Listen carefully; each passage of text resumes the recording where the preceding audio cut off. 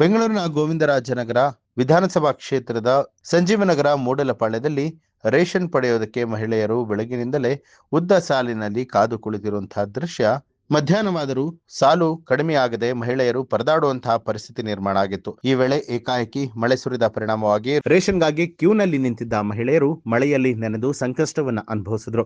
ಮಳೆ ಬಂದರೂ ಕೂಡ ಬಿಸಿಲು ಬಂದರೂ ಪ್ರತಿದಿನ ಇದೇ ರೀತಿ ಸಾಲಿನಲ್ಲಿ ನಿಲ್ಬೇಕಾಗಿದೆ. ಸರ್ಕಾರದಿಂದ ಸರಿಯಾದ ಸೌಲಭ್ಯಗಳು ಸಿಗ್ತಾ ಇಲ್ಲ ಅಂತ ಹೇಳಿ ಆಕ್ರೋಶ ವ್ಯಕ್ತಪಡಿಸಿದ್ರು. ಸ್ಥಳೀಯರು ವಿಡಿಯೋ ಮಾಡಿ ಸಾಮಾಜಿಕ ಜಾಲತಾಣದಲ್ಲಿ ಹರಿಬಿಟ್ಟಿದ್ದು ಸದ್ಯ ವಿಡಿಯೋ ವೈರಲ್ ಆಗಿದೆ. ಮುಂದಿನ ದಿನದಲ್ಲಿ ರೇಷನ್ ಪಡೆಯೋದಕ್ಕೆ ಬರುವಂತಹ ಮಹಿಳೆಯರಿಗೆ ಸರ್ಕಾರ ಸೂಕ್ತ ಸೌಲಭ್ಯವನ್ನ ಒದಗಿಸುತ್ತಾ ಅನ್ನೋದನ್ನ ಕಾದು ನೋಡಬೇಕಾಗಿದೆ.